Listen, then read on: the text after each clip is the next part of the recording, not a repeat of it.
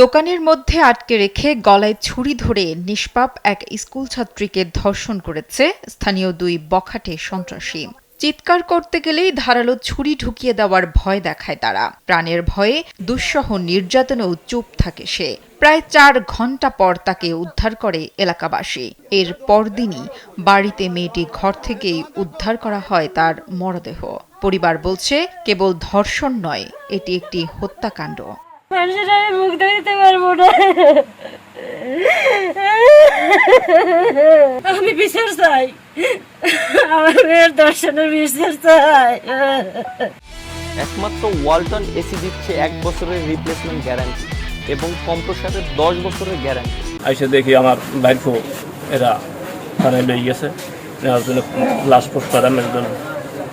Post-mortem করে ঠিক আনছে, আনার পরে দিনে 12টা বাজে আইছে। আসার পরে আমরা জোহরের নামাজের পরে তারা দাফন করি। আসছিলাম এখানে, আমার কোনো বিচার পাইনি। আমি থানায় গেছিলাম, থানায় আমার মামলা নেই না। আমরা রিপোর্ট আসুক, তারপরে আমরা মামলা নেব। কোনো বিচার পাই নাই, গরিবের জন্য কোনো, আমাদের জন্য কোনো আইন নেই। উপর দিয়ে ফোন দিতে আসে না কি রকম কি করতে আসে, কিন্তু আমাদের কোনো এত বড় একটা ঘটনা হয়ে গেছে তার পক্ষে আমাদের কোনো সুষ্ঠু বিচার তো দূর করতে, তারা দিব্যি আরামে ঘুরতে আসে, অথচ বকতে আছি আমরা। লোমহর্ষক এই ঘটনাটি ঘটেছে বরগুনার পাথরঘাটা উপজেলার কাঁঠালতলী ইউনিয়নে। প্রতিদিনের মতো গত ২৭ জুন সকাল ১০টার দিকে খাতা কেনার জন্য স্কুলের পাশের বাজারে একটি লাইব্রেরিতে ঢোকে মুক্তা।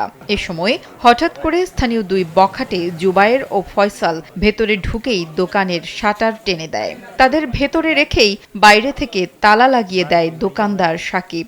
বিষয়টি দুপুর ১টার দিকে জানাজানি হলে স্থানীয়দের চাপে সাকিব দোকান খুলতে বাধ্য হয়। ন্যাক্কারজনক এই ঘটনার পরদিনই মুক্তার বাসা থেকে তার লাশ উদ্ধার করা হয়। ধারণা করা হচ্ছে, অপমানে আত্মহননের পথ বেছে নিয়েছে সে। আত্মহত্যা করছে, যে তাকে যে ধর্ষণ করা হয়েছে, ধর্ষণ করার পর এখানে লোকজনে যা ভিডিও করছে, দেখা যাচ্ছে যে এই ভিডিওর কারণে সে রাস্তায় উঠতে পারবে না বা মানুষের সামনে দিয়ে দাঁড়াতে পারবে না, সেই কারণে সে আত্মহত্যা করতে বাধ্য হয়েছে, লজ্জার কারণে। এইটার যদি সঠিক বিচার না হয় তাহলে এই স্কুল নিরাপদ না, এই স্কুলের কোনো ছাত্রীরা আসলে নিরাপদ না। এইরকম বহু বকাঠে আজকে এই রাস্তাঘাটে ঘুরতেছে, যারা এইরকম দুঃসাহস করতে সাহস পাবে, এই বিচার যদি না হয়। ঘটনার পর থেকেই পলাতক রয়েছে একই ইউনিয়নের দুই ধর্ষক জুবায়ের ও ফয়সাল। তাদের ধরতে তৎপর রয়েছে পুলিশ।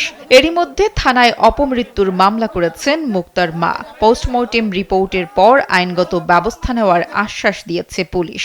মা বাদে একটা ইউডি মামলা হয়েছে আমাদের থানাতে। তার লাশ আমরা সুরতাল করে পোস্টমর্টমের জন্য পাঠাইছি। পোস্টমর্টম রিপোর্ট প্রাপ্তির সাপেক্ষে আমরা পরবর্তী আইনগত ব্যবস্থা নিব। আসলে প্রকৃত কি ঘটছে। চাঞ্চল্যকর এই ঘটনার পর থেকে ওই এলাকায় থমথমে অবস্থা বিরাজ করছে। দোষীদের আইনের আওতায় এনে দৃষ্টান্তমূলক শাস্তির দাবি এলাকাবাসীর।